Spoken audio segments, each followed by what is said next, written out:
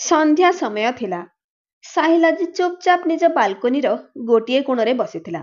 ସାମ୍ନାରେ ପିଲାମାନଙ୍କର ଖିଲିଖିଲି ହସ, ରୋଷେଇ ଘରୁ ଆସୁଥିବା ବାସନର ଖଣ୍ ଖଣ୍ ଶବ୍ଦ। କିନ୍ତୁ ଏହି ପ୍ରତିଟି ଶବ୍ଦ ପଛରେ ସେ କେବଳ ମାର ଗଭୀର ନୀରବତା ହିଁ ଶୁଣିପାରୁଥିଲା। ମାର ଆଖିରୁ ଝରୁଥିବା ଲୁହ ଏବଂ ନଇଁ ଯାଇଥିବା ଅଣ୍ଟାର ଅସହ୍ୟ ଯନ୍ତ୍ରଣା ତାର ମନକୁ ପୁଣି ଥରେ ଭାରାକ୍ରାନ୍ତ କରିଦେଲା। ସେ ଜାଣିଥିଲା ତାର ମା ସୁଲୋଚନା ନିଜର ସବୁ କାମ ନିଜେ କରନ୍ତି, କିନ୍ତୁ ତାଙ୍କର ଏହି କ୍ଷତିଗ୍ରସ୍ତ ଅସ୍ତିତ୍ୱ ହିଁ ଏବେ ଘରେ ସମସ୍ତଙ୍କ ପାଇଁ ଏକ ଅଲୋଡ଼ା ବୋଝ ପାଲଟି ଯାଇଥିଲା। ତାଙ୍କର ଗୋଟିଏ ଆଖି ନଥିବା କାରଣରୁ ବୋହୂ କରୁଣାକୁ ବହୁତ ଖରାପ ଲାଗୁଥିଲା। ଆଉ କେବେ ତାଙ୍କର ନଇଁ ଯାଇଥିବା ଅଣ୍ଟା ପୁଅ ସାହିଲକୁ ସମାଜରେ ଲଜ୍ଜିତ କରୁଥିଲା। ମା ପ୍ରତିଦିନ ଅପମାନର ବିଷ ପିଉଥିଲେ ଏବଂ ସାହିଲ ପ୍ରତିଦିନ ନୀରବରେ ସବୁ ଦେଖୁଥିଲା। ତାର ପତ୍ନୀ କରୁଣା ଏକ ପ୍ରତିଷ୍ଠିତ ପରିବାରରୁ ଥିଲେ, ଯେଉଁଥିରେ ଦେଖାଣିଆର କାନ୍ଥ ମମତାପୂର୍ଣ୍ଣ ସମ୍ପର୍କ ଠାରୁ ବହୁତ ଉଚ୍ଚା ଥିଲା। ସେହି କାନ୍ଥ ପଛରେ କେଉଁଠି ସୁଲୋଚନାର ନିରୀହ ମମତା ଧୀରେ ଧୀରେ ଦମ୍ ତ୍ୟାଗ କରୁଥିଲା। ସାହିଲର ମନ ଆଦୌ ଶାନ୍ତ ନଥିଲା। ତାର କାନରେ କିଛି ସମୟ ପୂର୍ବରୁ କୁହାଯାଇଥିବା ଶବ୍ଦ ଗୁଞ୍ଜରିତ ହେଉଥିଲା।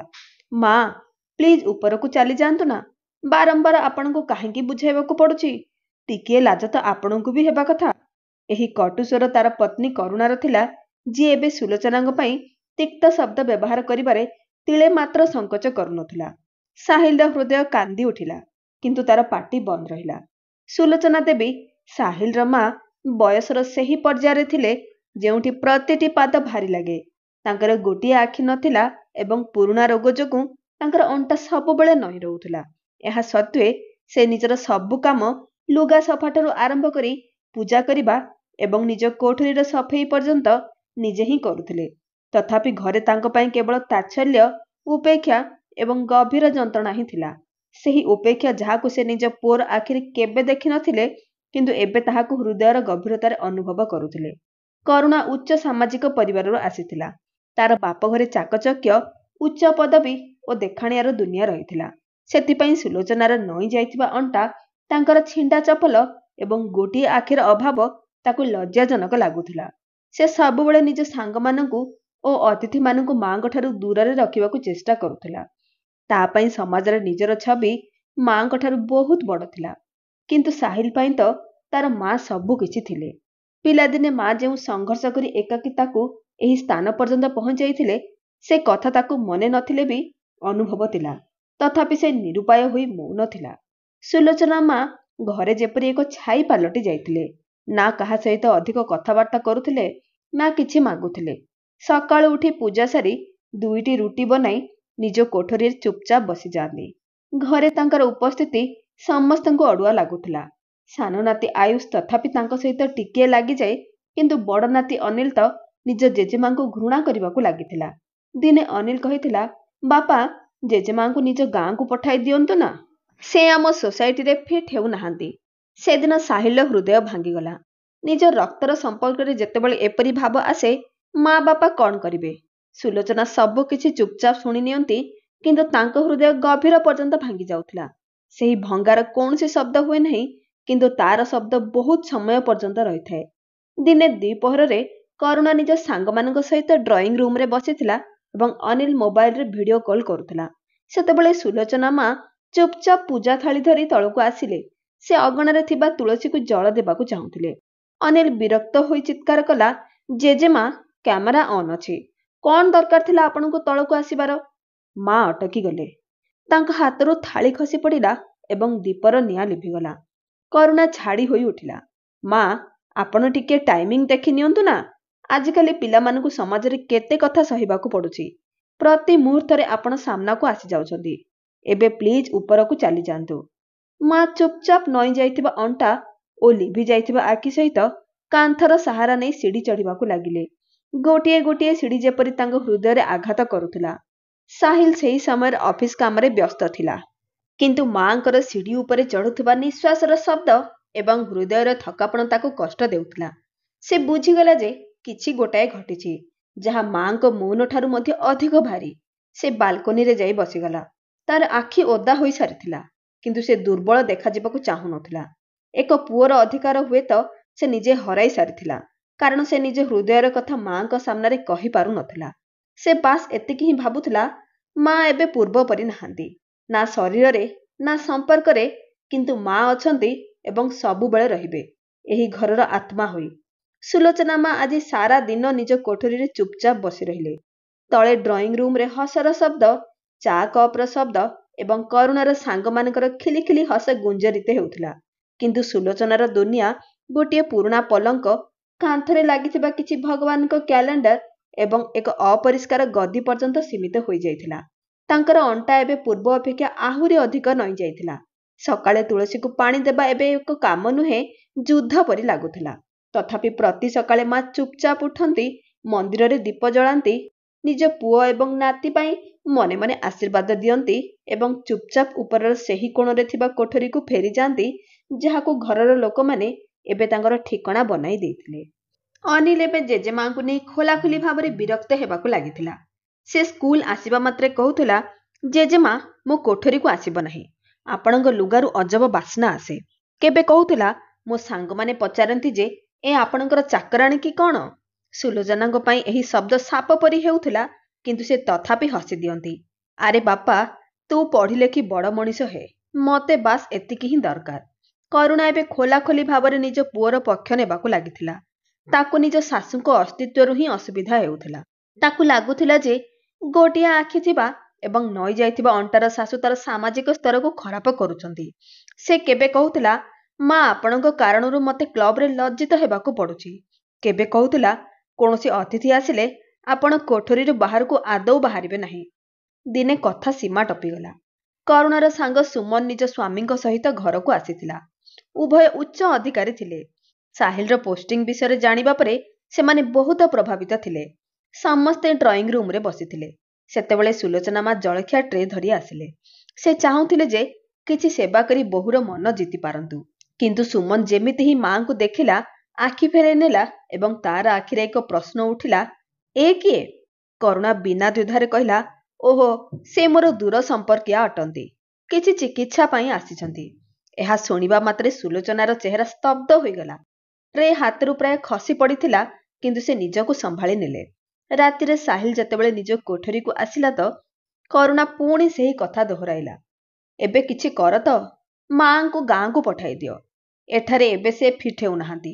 ସାହିଲ କିଛି କହିଲା ନାହିଁ। ତାର ହୃଦୟରେ ବହୁତ କିଛି ଉତ୍କ୍ଷିପ୍ତ ହେଉଥିଲା, କିନ୍ତୁ ଶବ୍ଦ ଯେପରି ଗଳାରେ ଅଟକି ଯାଇଥିଲା। ଧୀରେ ଧୀରେ ମାଙ୍କର ହସ ସମ୍ପୂର୍ଣ୍ଣ ଗାୟବ ହୋଇଗଲା। ଏବେ ସେ ହସୁ ନଥିଲେ, ବାସ୍ କାନ୍ଥକୁ ଦେଖି ରହୁଥିଲେ ଘଣ୍ଟା ଘଣ୍ଟା ଧରି। ଏବଂ ତାପରେ ଦିନେ ସେ ଧୀର ସ୍ୱରରେ ନିଜ ପୁଅକୁ କହିଲେ, ବାପା, ମୋତେ ଗାଁରେ ଛାଡ଼ି ଆସ। ବହୁତ ଦିନ ହୋଇଗଲାଣି, ଏବେ ଏଠାରେ ମନ ଲାଗୁନାହିଁ। ସାହିଲର ହୃଦୟ କମ୍ପି ଉଠିଲା।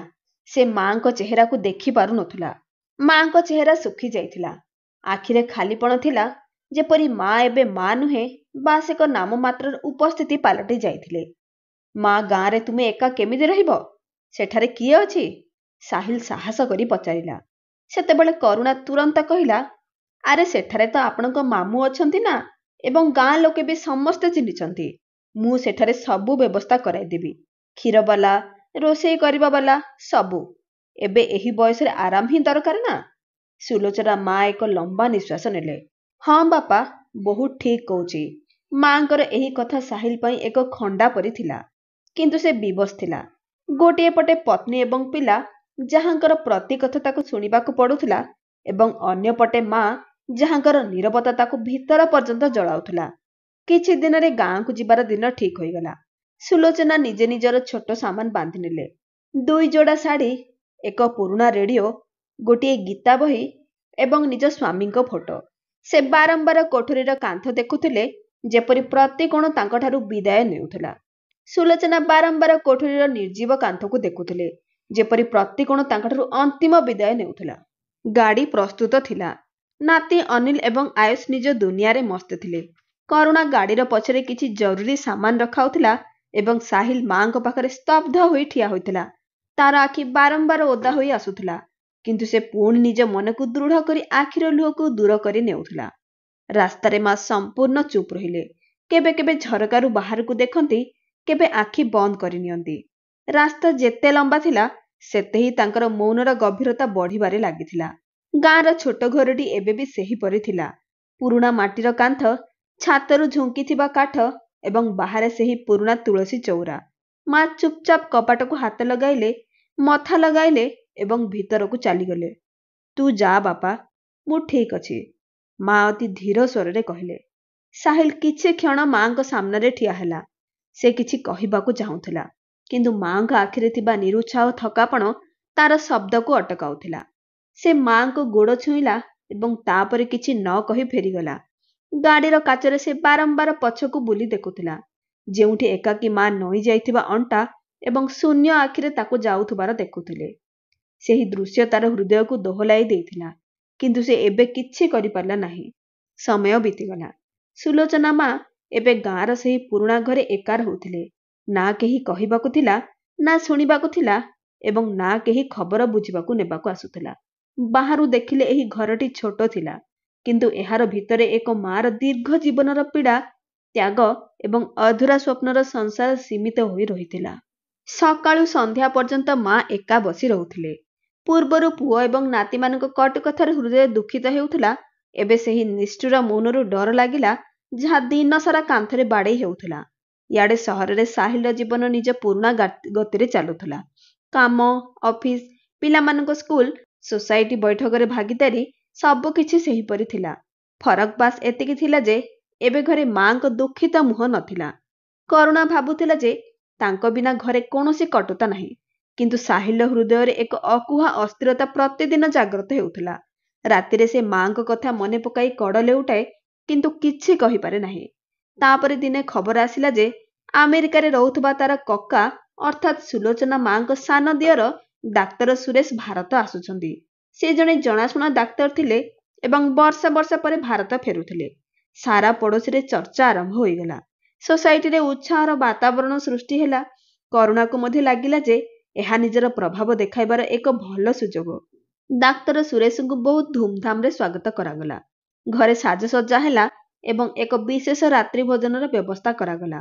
ଯେତେବେଳେ ଡାକ୍ତର ସୁରେଶ କବାଟ ପାର କଲେ, ତ ତାଙ୍କ ଆଖି ସାରା ଘରକୁ ଖୋଜିବାକୁ ଲାଗିଲା। ସମସ୍ତଙ୍କୁ ଭେଟିବା ପରେ ସେ ସିଧା ପ୍ରଶ୍ନ କଲେ, ସାହିଲ, ଭାଉଜ କେଉଁଠି ଅଛନ୍ତି? ଏ ପର୍ଯ୍ୟନ୍ତ ତ ସେ ହିଁ ସର୍ବପ୍ରଥମେ ମୋତେ କୁଣ୍ଢାଇ ଧରୁଥିଲେ। ଏହି ପ୍ରଶ୍ନ ଶୁଣିବା ମାତ୍ରେ ଘରର ବାତାବରଣ କ୍ଷଣକ ପାଇଁ ସ୍ତବ୍ଧ ହୋଇଗଲା। କରୁଣା ସାମ୍ନାକୁ ଆସି କହିଲା, ସେ ଗାଁରେ ଅଛନ୍ତି। ଏଠାରେ ତାଙ୍କର ମନ ଲାଗୁନଥିଲା। ତାର ସ୍ୱରରେ ନା କୌଣସି ଭାବ ଥିଲା, ନା କୌଣସି ଅନୁତାପ। ଡାକ୍ତର ସୁରେଶ ଗଭୀର ଧ୍ୟାନରେ କରୁଣାକୁ ଦେଖିଲେ, ତାପରେ ସାହିଲ ଆଡ଼କୁ ବୁଲିଲେ। ସାହିଲର ଆଖି ନଇଁଗଲା। ହୁଏତ ସେ ସେହି ନଜରର ସାମ୍ନା କରିପାରିଲା ନାହିଁ, ଯେଉଁଥିରେ ପ୍ରଶ୍ନଠାରୁ ଅଧିକ ବୁଝାମଣା ଥିଲା। କାଲି ସକାଳୁ ଆମେ ସମସ୍ତେ ଗାଁକୁ ଯିବା, ଡାକ୍ତର ସୁରେଶ ଧୀରେ କହିଲେ। ସ୍ୱରରେ କୌଣସି କଠୋରତା ନଥିଲା, କିନ୍ତୁ ଏକ ନିର୍ଦ୍ଦିଷ୍ଟ ଆଦେଶ ଥିଲା। କରୁଣା କିଛି କହିବାକୁ ଚେଷ୍ଟା କଲା, କିନ୍ତୁ ସୁରେଶଜୀ ହାତ ଉଠାଇ ଅଟକାଇ ଦେଲେ। ମୋତେ ମୋର ଭାଉଜଙ୍କୁ ଭେଟିବାର ଅଛି। ବହୁତ ଦିନ ହୋଇଗଲା ତାଙ୍କ ସହିତ କଥା ହୋଇନାହିଁ। ପରଦିନ ସକାଳୁ ସକାଳୁ ସମସ୍ତେ ଗାଁ ପାଇଁ ବାହାରିଗଲେ। ରାସ୍ତାରେ ସମସ୍ତେ ଚୁପ୍ ଥିଲେ। ସାହିଲର ହୃଦୟରେ ଅଜବ ପ୍ରକାରର ଅନୁଭବର ଲହରୀ ଉଠୁଥିଲା। ତାକୁ ଜଣା ନଥିଲା ଯେ ମାଙ୍କର କ'ଣ ଅବସ୍ଥା ଥିବ। କ'ଣ ସେ ଠିକ୍ ଥିବେ, କ'ଣ ସେ ରାଗିଥିବେ। ଗାଁର ଘରେ ଯେପରି ଏକ ଲମ୍ବା ଅପେକ୍ଷା ପରେ ପହଞ୍ଚିଲେ। ଝରକା ସବୁ ଧୂଳିରେ ଭର୍ତ୍ତି ଥିଲା ଏବଂ ତୁଳସୀ ଗଛ ଏବେ ଟିକିଏ ମଉଳି ଯାଇଥିଲା। କବାଟ ହାଲକା ଭାବରେ ଧକ୍କା ଦେବା ମାତ୍ରେ ଖୋଲିଗଲା। ଭିତରେ ଏକ ଫିକା ଆଲୋକ ଥିଲା ଏବଂ ସେହି ଆଲୋକ ତଳେ କନ୍ଥା ଉପରେ ସୁଲୋଚନା ମା ଶୋଇଥିଲେ। ତାଙ୍କ ଦେହରେ ପ୍ରବଳ ଜ୍ୱରର ଉତ୍ତାପ ଥିଲା। ତାଙ୍କ ଆଖି ବନ୍ଦ ଥିଲା ଏବଂ ଶରୀର ନିର୍ଜୀବ ଲାଗୁଥିଲା। ଯେମିତି ହିଁ ଡାକ୍ତର ସୁରେଶ ତାଙ୍କୁ ଦେଖିଲେ, ସେ ଦୌଡ଼ି ତାଙ୍କ ପାଖକୁ ଗଲେ। ମାଙ୍କ ପାଦକୁ ଛୁଇଁଲେ ଏବଂ ଭୋ ଭୋ ହୋଇ କାନ୍ଦିବାକୁ ଲାଗିଲେ। ଭାଉଜ, ଏ କ'ଣ ଅବସ୍ଥା କରିନେଇଛନ୍ତି ଆପଣ? ଏ ତ ସେହି ଭାଉଜ ନୁହନ୍ତି ଯିଏ ସାରା ଘରର ଶୋଭା ଥିଲେ। ସୁଲୋଚନା ଧୀରେ ଆଖି ଖୋଲିଲେ। ଚେହେରା ହଳଦିଆ ପଡ଼ିଯାଇଥିଲା, ଓଠ ଶୁଖିଯାଇଥିଲା। ସେ ସୁରେଶଙ୍କୁ ଦେଖିଲେ ଏବଂ ହସିବାକୁ ଚେଷ୍ଟା କଲେ, ଯେପରି କୌଣସି ଶୋଷିଲା ଲୋକକୁ ପାଣି ଦେଖାଗଲା। ଆରେ ସୁରେଶ, ତୁ ଆସିଗଲୁ। ବାସ୍ ଏତିକି କହି ପୁଣି ଆଖି ବନ୍ଦ କରିଦେଲେ। ସାହିଲକୁ ନିଜର ନିଶ୍ୱାସ ଭାରି ଲାଗିଲା। ମାଙ୍କର ଏହି ଅବସ୍ଥା ଦେଖି ତାର ହୃଦୟ ବସିଗଲା। ଡାକ୍ତର ସୁରେଶ ତୁରନ୍ତ ଥର୍ମୋମିଟର ବାହାର କଲେ। ମାଙ୍କ ଜ୍ୱର ଦେଖିଲେ, ନାଡ଼ି ଦେଖିଲେ। ତାପରେ କରୁଣା ଆଡ଼କୁ ବୁଲିଲେ ଏବଂ ରାଗରେ କହିଲେ, ଏ ଅବସ୍ଥା ହୋଇଯାଇଛି ତାଙ୍କର ଏବଂ ତୁମେ କହୁଛ ଯେ ସେଠାରେ ତାଙ୍କର ମନ ଲାଗୁନଥିଲା। ତାପରେ ସେ ସାହିଲକୁ ଦେଖିଲେ। ବାପା, ତୁ କ'ଣ କରୁଥିଲୁ ଏତେ ଦିନ? କ'ଣ ତୋତେ ଜଣାଅଛି ଯେ ଭାଉଜ ଏପର୍ଯ୍ୟନ୍ତ କାହିଁକି ବଞ୍ଚିଛନ୍ତି? କେବଳ ଏଥିପାଇଁ ଯେ ତାଙ୍କୁ ଲାଗୁଥିଲା ତୁ ତାଙ୍କୁ ନେବାକୁ ନିଶ୍ଚୟ ଆସିବୁ। କିନ୍ତୁ ତୁ ତ ଆସିଲୁ ହିଁ ନାହିଁ ଦ୍ୱିତୀୟ ଥର। ସାହିଲ ଏବେ ନିଜକୁ ସମ୍ଭାଳି ପାରିଲା ନାହିଁ। ସେ ମାଙ୍କ ପାଖରେ ବସିଗଲା ଏବଂ ଭୋ ଭୋ ହୋଇ କାନ୍ଦି ପକାଇଲା। ମା, ମତେ କ୍ଷମା କରିଦିଅ। ମୁଁ ବହୁତ ଭୁଲ କରିଛି, ବହୁତ ବଡ଼ ଭୁଲ। ସୁଲୋଚନା ଧୀରେ ପୁଅର ମୁଣ୍ଡରେ ହାତ ବୁଲାଇଲେ। ନା ବାପା, ତୁ ଭୁଲ କରିନାହୁଁ। ପରିସ୍ଥିତି ଭୁଲ ଥିଲା। ସୁରେଶଜୀ ଏ ପର୍ଯ୍ୟନ୍ତ ସଂଯମରେ ଥିଲେ, କିନ୍ତୁ ଏବେ ତାଙ୍କର ରାଗ ଫାଟି ପଡ଼ିଲା। କରୁଣା ବୋହୂ, ତୁମେ ଯାହାକୁ ସମାଜ ପାଇଁ ବୋଝ ବୁଝିଲ, ସେ ହିଁ ଏହି ଘରକୁ ତିଆରି କରିଥିଲେ। ତୁମକୁ କ'ଣ ଜଣାଅଛି, ଯେତେବେଳେ ସାହିଲ 1 ବର୍ଷର ଥିଲା ଏବଂ ତାର ମୁଣ୍ଡରେ ଛାତରୁ ଖସିପଡ଼ି ଗୁରୁତର ଆଘାତ ଲାଗିଥିଲା, ସେତେବେଳେ ଡାକ୍ତରମାନେ କହିଥିଲେ ଯେ ଏହି ପିଲା ବଞ୍ଚିପାରିବ ନାହିଁ। କରୁଣା ଚମକି ଯାଇ ଦେଖିଲା। ସୁରେଶଜୀ କହିଲେ, ସେହି ସମୟରେ ସୁଲୋଚନା ଭାଉଜ ନିଜର ଗୋଟିଏ ଆଖି ଏବଂ ନିଜ ମେରୁଦଣ୍ଡର ବୋନ୍ ମ୍ୟାରୋ ଦାନ କରି ନିଜ ପୁଅର ଜୀବନ ଦେଇଥିଲେ। ସେହି ତ୍ୟାଗରୁ ଆଜି ସାହିଲ ଜୀବିତ ଅଛି ଏବଂ ତୁମକୁ ଏହି ଘର, ଏହି ଜୀବନ, ଏହି ସାମାଜିକ ସମ୍ମାନ ମିଳିଛି। ପୁରା କୋଠରୀ ସ୍ତବ୍ଧ ହୋଇଗଲା। ସାହିଲର ଆଖି ଖୋଲା ରହିଗଲା। କ'ଣ? ମାଙ୍କର ଆଖି ଏବଂ ଅଣ୍ଟା? ସୁରେଶଜୀ କହିଲେ, ହଁ, ଏ ସେହି ମା ଯିଏ ନିଜକୁ କୁରୂପ କରିଦେଲେ, ଯାହାଫଳରେ ତୋର ଶରୀର ସୁରକ୍ଷିତ ରହିବ ଏବଂ ଆଜି ତୁ ସେହି ମାଙ୍କୁ ଗାଁରେ ଏକା ଛାଡ଼ିଦେଲୁ। ସାହିଲ ଏବେ ନିଜକୁ ରୋକି ପାରିଲା ନାହିଁ। ସେ ମାଙ୍କ ପାଦରେ ମୁଣ୍ଡ ରଖିଦେଲା ଏବଂ ଭୋ ଭୋ ହୋଇ କାନ୍ଦିବାକୁ ଲାଗିଲା। କରୁଣା ମଧ୍ୟ ଏବେ ଚୁପ୍ ରହିପାରିଲା ନାହିଁ। ତାର ମୁହଁରୁ ସବୁ ଗର୍ବ, ସବୁ ଦେଖାଣିଆ ଯେପରି ଖସି ପଡ଼ିଲା। ସେ ମଧ୍ୟ ସୁଲୋଚନା ମାଙ୍କ ପାଖକୁ ଧାଇଁ ଆସିଲା। ମା, ମତେ କ୍ଷମା କରିଦିଅନ୍ତୁ। ମତେ ଏସବୁ ଜଣା ନଥିଲା। ମୁଁ କେବଳ ସମାଜର ଡରରେ ଛନ୍ଦି ହୋଇ ରହିଥିଲି। କିନ୍ତୁ ସୁଲୋଚନା ମାଙ୍କର ହସ ଏବେ ବି ସେହିପରି ଥିଲା, ସ୍ନେହରେ ଭରା, କ୍ଷମା କରି ଦେଉଥିବା। ଗାଁର ସେହି ପୁରୁଣା କୋଠରୀ, ଯେଉଁଠାରେ ସମୟ ଅଟକି ଯାଇଥିଲା, ଯେଉଁଠାରେ କାନ୍ଥରେ ଏବେ ବି ପୁରୁଣା ଫଟୋ ଥିଲା, ଯେଉଁଠାରେ ଏକ ମାର ଜୀବନ ସୀମିତ ହୋଇ କନ୍ଥା ଏବଂ ଗୀତା ବହି ମଧ୍ୟରେ ରହିଯାଇଥିଲା, ଆଜି ସେଠାରେ ନୀରବତା ଭାଙ୍ଗିଯାଇ କୋହ ଗୁଞ୍ଜରିତ ହେଉଥିଲା। ସୁଲୋଚନା ମାଙ୍କର ଅବସ୍ଥା ଏବେ କିଛି କିଛି ଠିକ୍ ହେଉଥିଲା, କିନ୍ତୁ ତାଙ୍କ ଆଖିରେ କୌଣସି ଚମକ ନଥିଲା। ଏପରି ଲାଗୁଥିଲା ଯେପରି ସେ ଏହି ଜୀବନରୁ ଧୀରେ ଧୀରେ ବିଦାୟ ନେବାର ପ୍ରସ୍ତୁତି ଆରମ୍ଭ କରିଦେଇଛନ୍ତି। ଡାକ୍ତର ସୁରେଶ ମାଙ୍କ ପାଖରେ ବସିଥିଲେ। ସେ ମାଙ୍କ ନାଡ଼ି ଧରିଲେ, ଔଷଧ ଦେଲେ ଏବଂ କହିଲେ, ଭାଉଜ, ଏବେ ଆପଣ ମୋ ସହିତ ଚାଲନ୍ତୁ। ଆମେରିକାରେ ମୁଁ ଆପଣଙ୍କର ପୁରା ଯତ୍ନ ନେବି। ସେଠାରେ ଆପଣଙ୍କୁ ଶାନ୍ତି ମଧ୍ୟ ମିଳିବ ଏବଂ ସମ୍ମାନ ମଧ୍ୟ। ସୁଲୋଚନା ମା ହସି ସୁରେଶ ଆଡ଼କୁ ଚାହିଁଲେ। ସେହି ହସରେ ଆଶୀର୍ବାଦ ଥିଲା, ମାତ୍ର ଉତ୍ତର ନଥିଲା। ସାହିଲ ଏବେ ବି ଚୁପଚାପ ବସିଥିଲା। ସେ ଏବେ ପ୍ରତି କ୍ଷଣ ନିଜର ଭୁଲ ପାଇଁ ଗଭୀର ପଶ୍ଚାତାପ କରୁଥିଲା। ତାକୁ ପ୍ରତି ସେହି ମୁହୂର୍ତ୍ତ ମନେ ପଡ଼ୁଥିଲା, ଯେତେବେଳେ ମା ନଇଁ ଯାଇଥିବା ଅଣ୍ଟାରେ ଉପରକୁ ସିଡ଼ି ଚଢ଼ୁଥିଲେ, ଯେତେବେଳେ ସେ ମାଙ୍କୁ ବୋହୂର ତାଚ୍ଛଲ୍ୟରୁ ବଞ୍ଚାଇ ପାରିଲା ନାହିଁ, ଯେତେବେଳେ ସେ ମାଙ୍କୁ ଏକା ଛାଡ଼ି ଦେଇଥିଲା। ତାର ମନ ବାରମ୍ବାର ଏହି କଥା କହୁଥିଲା, ମା ମତେ ଜୀବନ ଦେଲେ ଏବଂ ମୁଁ ତାଙ୍କୁ କ'ଣ ଦେଇପାରିଲି? ଏକ କୋଣ, ଏକ ତାଚ୍ଛଲ୍ୟ ଏବଂ ଶେଷରେ ଏକାକିତ୍ୱ। ଅନିଲ ଏବଂ ଆୟୁଷ ମଧ୍ୟ ପ୍ରଥମ ଥର ପାଇଁ ନିଜ ଜେଜେମାଙ୍କ ପାଖରେ ନୀରବରେ ଠିଆ ହୋଇଥିଲେ। ଜେଜେମାଙ୍କୁ ଜ୍ୱରରେ ଛଟପଟ ହେଉଥିବା ଦେଖି ସେମାନଙ୍କ ଚେହେରାରେ ମଧ୍ୟ ଏବେ ଡର ଏବଂ ପଶ୍ଚାତାପର ଛାୟା ଥିଲା। ଆୟୁଷ ଧୀରେ ସୁଲୋଚନାଙ୍କ ହାତକୁ ଧରିଲା। ଜେଜେମା, ଆପଣ ଠିକ୍ ହୋଇଯାଆନ୍ତୁ ନା। ସୁଲୋଚନା ତାର ମୁଣ୍ଡରେ ହାତ ବୁଲାଇ ଦେଲେ। ହୁଏତ ଏହା ହିଁ ତାଙ୍କର ସବୁଠାରୁ ବଡ଼ ଉତ୍ତର ଥିଲା। ସେତେବେଳେ ଡାକ୍ତର ସୁରେଶ ପୁଣି କହିଲେ, ଭାଉଜ, ଏବେ ଆପଣ ଏଠାରେ ରହିବେ ନାହିଁ। ମୁଁ ଆଜି ହିଁ ଆମେରିକା ଯିବାର ପ୍ରସ୍ତୁତ କରୁଛି। ଆପଣ ଚାଲିବେ ମୋ ସହିତ। ଏହି ଘର, ଏହି ଲୋକ ଏବେ ଆପଣଙ୍କୁ ତାହା ଦେଇପାରିବେ ନାହିଁ ଯାହା ଆପଣ ଏମାନଙ୍କ ପାଇଁ କରିଛନ୍ତି।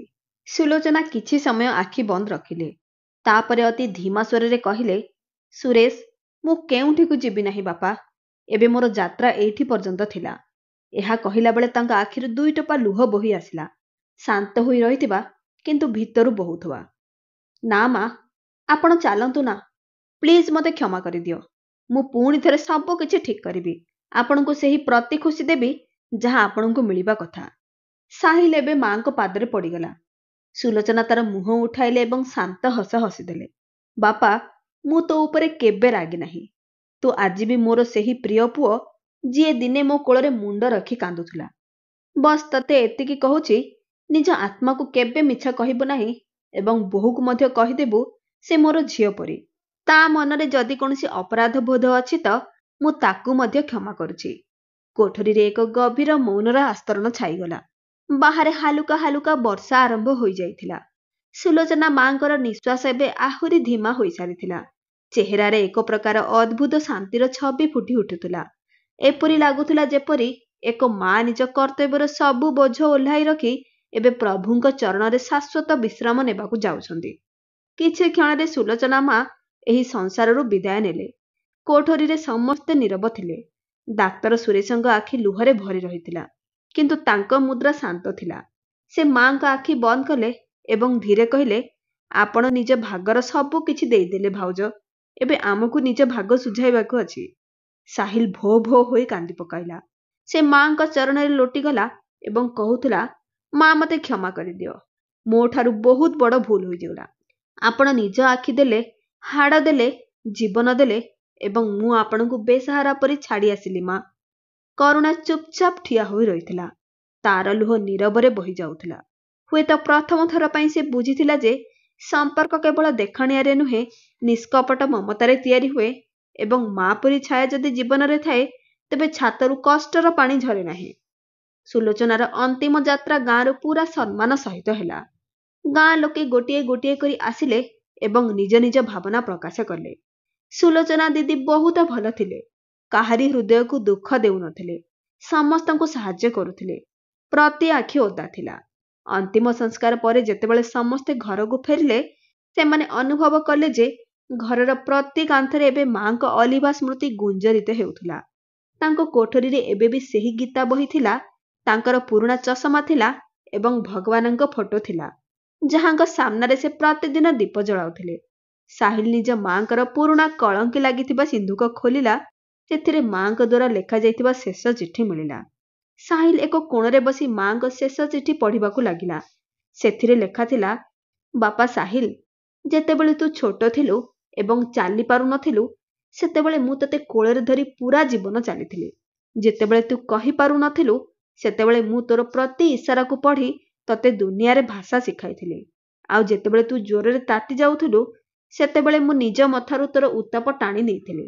ମନେ ଅଛି ବାପା, ଯେତେବେଳେ ତୁ ଗୋଟିଏ ବର୍ଷର ଥିଲୁ ଏବଂ ଛାତରୁ ଖସି ପଡ଼ି ତୋର ଆଖିରେ ମାଡ଼ ହୋଇଯାଇଥିଲା ଓ ମେରୁଦଣ୍ଡ ଭାଙ୍ଗି ଯାଇଥିଲା, ତ ଡାକ୍ତରମାନେ ଜବାବ ଦେଇଥିଲେ ଯେ ତୁ ଆଉ ବଞ୍ଚିବୁନି। ସେହି ଦିନ ମୁଁ ଭଗବାନଙ୍କୁ କହିଲି, ମୋର ଆଖି ନିଅ, ମୋର ହାଡ଼ ନିଅ, କିନ୍ତୁ ମୋ ପୁଅକୁ ଜୀବନ ଦିଅ, ଏବଂ ଭଗବାନ ମୋର ଶୁଣିଲେ। ମୁଁ ଜାଣିଛି ଯେତେବେଳେ ତୁ ବଡ଼ ହେଲୁ, ତତେ ସମାଜରେ ଉଚ୍ଚା ଦେଖାଯିବାର ଆବଶ୍ୟକତା ପଡ଼ିଲା ଏବଂ ମତେ ପଛରେ ଛାଡ଼ିବାକୁ ପଡ଼ିଲା। ହୁଏତ ମୁଁ ତତେ ଏତେ ମଜବୁତ ବନାଇଦେଲି ଯେ ତୁ ମାର ଦୁର୍ବଳତାକୁ ବୋଝ ବୁଝିବାକୁ ଲାଗିଲୁ। କିନ୍ତୁ ବାପା, ଏ ଦୁର୍ବଳତା ନଥିଲା, ଏ ମୋର ସବୁଠାରୁ ବଡ଼ ତ୍ୟାଗ ଥିଲା। ମତେ ତୋ ଉପରେ କୌଣସି ଅଭିଯୋଗ ନାହିଁ। ତୁ ଯେପରି ବି ଅଛୁ, ମୋର ମମତା ତୋ ପ୍ରତି କମ୍ ହୋଇନାହିଁ। ହଁ, ଗୋଟିଏ କଷ୍ଟ ନିଶ୍ଚୟ ରହିଲା ଯେ ତୋର ଜୀବନରେ ମୋର ଜାଗା ଏକ କୋଣ ପାଲଟି ରହିଗଲା। କିନ୍ତୁ ସେହି କୋଣ ମଧ୍ୟ ମତେ ମଞ୍ଜୁର ଥିଲା, କାରଣ ତାହା ତୋର ଥିଲା। ତୋର ପିଲାମାନେ ଯେତେବେଳେ ମୋ ଠାରୁ ଦୂରେଇ ପଳାଉଥିଲେ, ମୁଁ ବୁଝି ଯାଉଥିଲି ଯେ ଏହା ସେମାନଙ୍କର ସଂସ୍କାର ନୁହେଁ, ତୋର ବାଧ୍ୟ ବାଧକତା ଥିଲା। ଯେତେବେଳେ ତୋର ପତ୍ନୀ ମତେ ଲୁଚାଉଥିଲା, ମୁଁ ଜାଣି ଯାଉଥିଲି ଯେ ସେ କେବେ ମାର ମମତାକୁ ଅନୁଭବ ହିଁ କରିନାହିଁ। କିନ୍ତୁ ଆଜି ମୁଁ ଯାଉଛି ଏହି ଶରୀରକୁ ଛାଡ଼ି। ମାତ୍ର ବାପା, ମୋର ମମତାକୁ ଛାଡ଼ିବୁ ନାହିଁ। ଯେତେବେଳେ ଥକିଯିବୁ, ମୋର ଗୀତା ଖୋଲି ନେବୁ। ମୁଁ ସେଇଠି ମିଳିବି। ଯେତେବେଳେ କେବେ ଏକାକିତ୍ୱ ଲାଗିବ, ନିଜ ପିଲାମାନଙ୍କୁ କୁଣ୍ଢାଇ ଧରି ମୋର ମମତା ମନେ ପକାଇବୁ ଏବଂ ଯେତେବେଳେ କେବେ କୌଣସି ମାକୁ ଅପମାନିତ ହେଉଥିବା ଦେଖିବୁ, ତ ମୋର ଭାଗର ସମ୍ମାନ ତାଙ୍କୁ ଦେଇଦେବୁ। ମା କେବେ ବୁଢ଼ୀ ହୁଏ ନାହିଁ ବାପା, ସେ ବାସ୍ ନୀରବ ହୋଇଯାଏ। ମୋର ନୀରବତାକୁ ବୁଝିବୁ, ମୋର ହସକୁ ମନେ ରଖିବୁ ଏବଂ ନିଜଠାରୁ କେବେ ମୁହଁ ଫେରାଇବୁ ନାହିଁ। ଇତି, ତୋର ମା। ସାହିଲ ସେହି ଚିଠିକୁ ନିଜ ହୃଦୟରେ ଲଗାଇ ରଖିଲା। ସୁଲୋଚନା ମାଙ୍କ ଅନ୍ତିମ ଯାତ୍ରା ପରେ ଯେପରି ଘରର ପବନ ବଦଳି ଯାଇଥିଲା। ସେହି କୋଣ ଯେଉଁଠାରେ କେବେ ମା ଚୁପଚାପ ବସୁଥିଲେ, ଏବେ ସବୁଠାରୁ ଅଧିକ ଖାଲି ଲାଗିଲା। ତାଙ୍କର ଫଟୋକୁ ଡ୍ରଇଂ ରୁମର ସେହି କାନ୍ଥରେ ଲଗାଗଲା, ଯେଉଁଠାରେ ପୂର୍ବରୁ କେବେ ତାଙ୍କର ଯିବା ମନା ଥିଲା। ସେହି ଫଟୋ ସାମ୍ନାରେ ଏବେ ପ୍ରତିଦିନ ଦୀପ ଜଳୁଥିଲା। ସାହିଲ ମାଙ୍କର ସବୁ ଜିନିଷକୁ ସାଇତି ରଖିଲା। ତାଙ୍କର ଗୀତା ବହି, ଚଷମା, ସେହି ପୁରୁଣା ଶାଢ଼ୀ ଏବଂ ତାଙ୍କ ହାତରେ ଲେଖା କିଛି ପୁରୁଣା ଚିଠି। ମାଙ୍କର ସେହି ନୀରବତା ଏବେ ବି ତାର କାନରେ ଗୁଞ୍ଜରିତ ହେଉଥିଲା, କିନ୍ତୁ ଏବେ ତାହା ଶବ୍ଦ କରୁନଥିଲା, ବାସ୍ ଶିକ୍ଷା ଦେଉଥିଲା। ସାହିଲ ନିଜ ଭିତରେ ଏକ ଗଭୀର ଶପଥ ନେଇଥିଲା। ଏବେ ସେ ଏହିପରି ପୁଅ ହେବ ନାହିଁ ଯିଏ ଚୁପ୍ ରହେ, ଯିଏ ଡରେ ସମାଜକୁ ଯିଏ ମୌନରେ ଅପରାଧ କରେ। ଏବେ ସେ ସେହି ମଣିଷ ବନିବ ଯାହା ମା ତାକୁ ବନେଇଥିଲେ, ଏକ ସାହସୀ, କରୁଣାମୟ ଏବଂ ଆତ୍ମାରୁ ସତ୍ୟ ମଣିଷ। କରୁଣା ଏବେ ବହୁତ ବଦଳି ଯାଇଥିଲା। ତାର ଆଖିରୁ ଦେଖାଣିଆର ପରଦା ହଟି ଯାଇଥିଲା। ସେ ଏବେ ନିଜେ ପ୍ରତିଦିନ ସକାଳେ ମାଙ୍କ ଫଟୋ ସାମ୍ନାରେ ଦୀପ ଜଳାଏ। କେବେ କେବେ ଗୀତାର 2ଟି ଶ୍ଲୋକ ପଢ଼ିନିଏ ଏବଂ ପିଲାମାନଙ୍କୁ ବୁଝାଏ। ଯେଉଁ ମାଙ୍କୁ ଆମେ ବୁଝିଲୁ ଯେ ସେ ବୋଝ, ସେ ହିଁ ତ ଆମକୁ ଏହି ଘରର ପ୍ରତି ସୁଖ ଦେଇଛନ୍ତି। ଦିନେ କରୁଣା ସାହିଲକୁ କହିଲା, ଶୁଣନ୍ତୁ, ମାଙ୍କ ନାମରେ ମୁଁ ଏକ ବୃଦ୍ଧାଶ୍ରମ ଖୋଲିବାକୁ ଚାହୁଁଛି, ଯେଉଁଠାରେ ଏପରି ସବୁ ମା ମାନେ ରହିବେ ଯାହାଙ୍କୁ ତାଙ୍କର ଆପଣାର ଲୋକ ଛାଡ଼ି ଦେଇଛନ୍ତି। ମୁଁ ଚାହୁଁଛି ଯେ ମାଙ୍କ ତପସ୍ୟାର ଫଳ ଏବେ ସମାଜକୁ ମିଳୁ। ସାହିଲକୁ ନିଜ ଆଖି ଉପରେ ବିଶ୍ୱାସ ହେଲା ନାହିଁ। ତାର ପତ୍ନୀ, ଯିଏ କେବେ ମାଙ୍କୁ ଲୁଚାଇ ରଖୁଥିଲା, ଏବେ ତାଙ୍କ ନାମରେ ଦୁନିଆକୁ ଆଲୋକ ଦେବାକୁ ଚାହୁଁଥିଲା। ସେ ତୁରନ୍ତ ହଁ ଭରିଦେଲା ଏବଂ କିଛି ମାସରେ ସୁଲୋଚନା ସେବା ସଦନ ନାମରେ ଏକ ବୃଦ୍ଧାଶ୍ରମ ଆରମ୍ଭ ହେଲା, ଯେଉଁଠାରେ ପ୍ରତି ସପ୍ତାହରେ ସେ ଦୁହେଁ ଯାଆନ୍ତି, ଖାଇବା ପରସନ୍ତି, ବୟସ୍କ ଲୋକଙ୍କ ସହିତ କଥାବାର୍ତ୍ତା କରନ୍ତି ଏବଂ ମାଙ୍କୁ ନିଜ ଭିତରେ ପୁଣି ଥରେ ପୁନର୍ଜୀବିତ କରନ୍ତି। ପିଲାମାନେ ମଧ୍ୟ ଏବେ ଜେଜେମାଙ୍କ ଅଭାବକୁ ବୁଝିବାକୁ ଲାଗିଲେ। ଅନିଲ, ଯିଏ କେବେ ଜେଜେମାଙ୍କୁ ଘୃଣା କରୁଥିଲା, ଏବେ ନିଜେ ବୃଦ୍ଧାଶ୍ରମରେ ବୃଦ୍ଧ ଲୋକଙ୍କ ଠାରୁ କାହାଣୀ ଶୁଣେ ଏବଂ ଜେଜେମାଙ୍କ ଡାଏରୀ ପଢ଼େ। ଆୟୁଷ ନିଜ ସ୍କୁଲ ଆସେମ୍ବ୍ଲିରେ ଜେଜେମାଙ୍କ ବିଷୟରେ କହେ, ମୋର ଜେଜେମା ସବୁଠାରୁ ସୁନ୍ଦର ଥିଲେ। ସେ ନିଜ ପୁଅ ପାଇଁ ନିଜ ଆଖି ଦେଇଥିଲେ। ଡାକ୍ତର ସୁରେଶ ମଧ୍ୟ ଏବେ ଅନେକ ସମୟରେ ଗାଁକୁ ଆସୁଥିଲେ ଏବଂ ବୃଦ୍ଧାଶ୍ରମରେ ଚିକିତ୍ସା ଶିବିର ଲଗାଉଥିଲେ। ସେ କହିଥିଲେ, ମାଙ୍କ ସେବା କେବଳ ତାଙ୍କର ଜୀବିତ ଥିବାବେଳେ ବି ହିଁ ହୁଏ ନାହିଁ, ତାଙ୍କର ଯିବା ପରେ ମଧ୍ୟ ସେ ଜୀବିତ ରହନ୍ତି ଯଦି ଆମେ ତାଙ୍କ ମମତାକୁ ବାଣ୍ଟିବା ଶିଖିଯାଉ। ଦିନେ ସାହିଲ ମାଙ୍କ ଗୀତା ବହି ଖୋଲିଲା। ସେଥିରେ ମାଙ୍କ ହାତ ଲେଖାରେ କିଛି ଲେଖା ଥିଲା। ପ୍ରତି ସମ୍ପର୍କ ସେ ପର୍ଯ୍ୟନ୍ତ ଅଧୁରା ଯେ ପର୍ଯ୍ୟନ୍ତ ସେଥିରେ ତ୍ୟାଗର ଭାଷା ନଥାଏ ଏବଂ ମା ସବୁବେଳେ ପୂର୍ଣ୍ଣ ହୁଏ, ଯଦିଓ ସମାଜ ତାଙ୍କୁ ଅଧୁରା ବୁଝୁ। ସେହି ଧାଡ଼ି ଆଜି ସାହିଲର ଆତ୍ମାରେ ଗୁଞ୍ଜରିତ ହେଉଥିଲା। ଏବେ ଯେତେବେଳେ ବି କୌଣସି ଅତିଥି ଘରକୁ ଆସନ୍ତି ତ କରୁଣା ଗର୍ବରେ କହେ, ଏ ଫଟୋ ମୋର ଶାଶୁ ମାଙ୍କର ଅଟେ। ସେ ନିଜ ପୁଅ ପାଇଁ ନିଜକୁ କୁରୂପ କରିଦେଲେ, କିନ୍ତୁ ତାଙ୍କର ମମତା ଆଜି ବି ଆମ ଘରର କାନ୍ଥରେ ଅଛି। ନିଜ ଆଖି ଏବଂ ମେରୁଦଣ୍ଡ ଦେଇ ପୁଅକୁ ଜୀବନ ଦେଲେ, କିନ୍ତୁ ଶେଷରେ ସେହି ପୁଅର ଘରେ ଗୋଟିଏ କୋଣ ପାଇବା ପାଇଁ ମଧ୍ୟ ଯୋଗ୍ୟ ହୋଇପାରିଲେ ନାହିଁ। ଏହି କାହାଣୀ ମାଧ୍ୟମରେ ଆମ ସମସ୍ତଙ୍କୁ ଏହା ବୁଝିବା ଉଚିତ ଯେ ସମ୍ପର୍କ ସୁନ୍ଦରତା କିମ୍ବା ସାମାଜିକ ମାନ୍ୟତାରେ ଚାଲେ ନାହିଁ। ସମ୍ପର୍କ ପ୍ରେମ, ତ୍ୟାଗ ଏବଂ ବୁଝାମଣାରେ ଚାଲେ। ଯେଉଁ ମା ଆମକୁ ଜନ୍ମ ଦେଇଛି, ତାଙ୍କୁ ଯଦି ଆମେ ବୟସର ଶେଷ ପର୍ଯ୍ୟାୟରେ ପର କରିଦେଉ, ତେବେ ଆମେ ନିଜ ଅସ୍ତିତ୍ୱ ସହିତ ଧୋକା କରୁଛୁ। ଦର୍ଶକ ବନ୍ଧୁ, ଯଦି ଆପଣଙ୍କୁ କାହାଣୀଟି ଭଲ ଲାଗିଛି, ତେବେ ଦୟାକରି ଏହାକୁ ଅଧିକରୁ ଅଧିକ ଲୋକଙ୍କ ପାଖକୁ ସେୟାର କରନ୍ତୁ, ଯାହାଫଳରେ ଆଉ କୌଣସି ମା ଏକା ରହିବ ନାହିଁ, ଆଉ କୌଣସି ପୁଅ ଚୁପ୍ ରହିବ ନାହିଁ ଏବଂ କୌଣସି ବୋହୂ କୌଣସି ଶାଶୁଙ୍କୁ ଘୃଣା ଦୃଷ୍ଟିରେ ଦେଖିବା ପରିବର୍ତ୍ତେ ତାଙ୍କୁ ମମତାରେ ଗ୍ରହଣ କରିବା ଶିଖୁ। ଭିଡ଼ିଓଟିକୁ ଶେଷ ପର୍ଯ୍ୟନ୍ତ ଦେଖିଥିବାରୁ ଆପଣଙ୍କ ହୃଦୟରୁ ବହୁତ ବହୁତ ଧନ୍ୟବାଦ। ପୁଣି ଥରେ ଆସିବି ଆଉ ଗୋଟିଏ ସୁନ୍ଦର କାହାଣୀ ନେଇ।